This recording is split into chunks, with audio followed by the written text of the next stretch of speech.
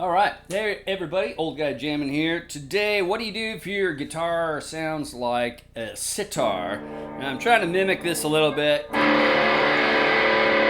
I don't even know if you'd hear it over YouTube.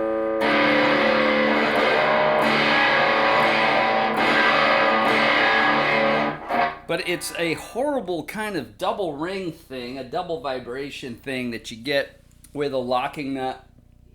Now, I've already fixed the problem on this Charvel, but you know, any guitar should sound right. There's just this way, I don't know how else to say it, but you can pick a guitar up in Guitar Center and you don't even need to plug it in. Just pick it up, hold it, and it doesn't even need to be in tune. You can hit it and there's a feeling about it. The way the strings resonate through the neck and the body, there's just a feeling, and it's right or it's wrong.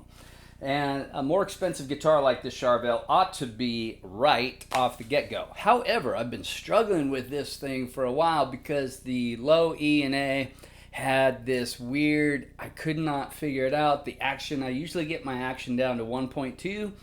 On the Jackson, it's about a millimeter. But on the other things, it's 1.2 to 1.5, depending. The Gibson's a little, with the Les Paul copies, a little bit higher. But certainly the Wolfgangs with the graphite reinforced necks, those things are really you can easily get the action down really far. 1.2, nice and tight, which is great. Okay, but I was fighting this Charvel, and it turned out to be the locking nut. All right, I had this weird sitar sound. The action was super high. It still sounded weird. There was this vibration, like fret buzz, that I couldn't get away with, but it was a secondary type of deal. If you're struggling with this, the easiest fix is to get a new nut. All right, plain and simple, get a new nut, and there's about 10 or 11 versions of this Floyd Rose locking nut available. Now, that includes 7 and 8 string versions, but even the 6 string versions, there's probably 8 of those. Now, what you need to look for is on the back, there's a BR3 or a BR2 or a BR1. Anyway, the type is stamped right there. You will need to measure the width of your existing nut as well. It's probably going to be either 42 or 43, 41 to 43, but you know, you'll figure that out.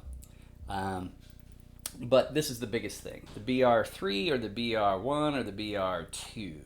All right, but another thing you can do to figure out if this is your problem is to cut a short piece of like A string and slip in here on the string side, on the neck side of this nut.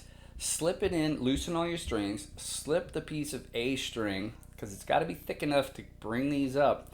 Slip it under there and then just retune it. You don't have to lock anything down, but retune it so the strings have tension.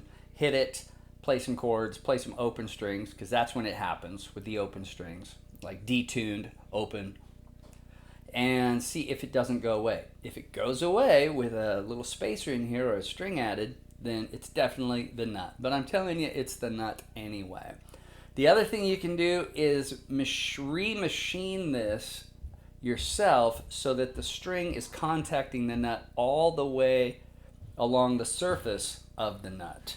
Now I'm going to try to show you some of what I'm talking about here.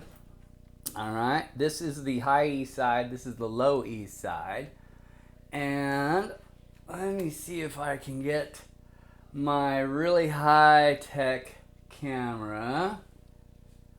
Let me see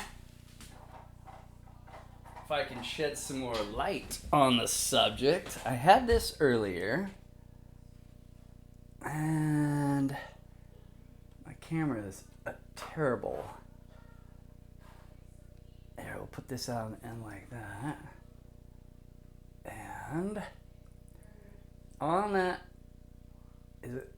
gosh, I may have to make a video clip just for this and play with it like forever because it's not wanting to focus. But on this low E side here that's open, and that should be focusing now. Maybe I'll insert a little clip a separate clip because it wants to focus in the background. I have no idea why. But I'll do a little clip. I'll play with this until I get it because I had it earlier. But right here at the front of the nut, you can see that the string is not hitting. There's a whole gap there where the string's not hitting the nut. It's riding off the nut, and that's where that secondary vibration comes into play. Okay, so you can remachine this with yourself with some sort of small file and or some tools of some sort. The trick is that the nut, the clamping surface, comes down and leaves part of the nut unclamped, if you're familiar with these at all. And so, you know, you have to make sure that the string rides the nut all the way to the end, or the terminating edge of the nut. You do that and you're going to be fine.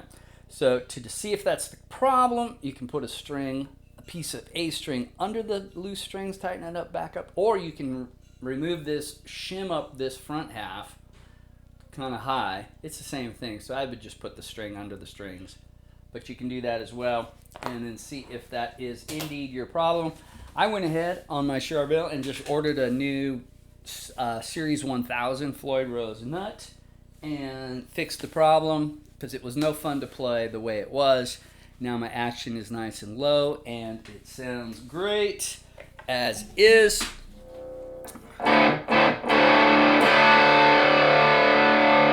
Sounds proper.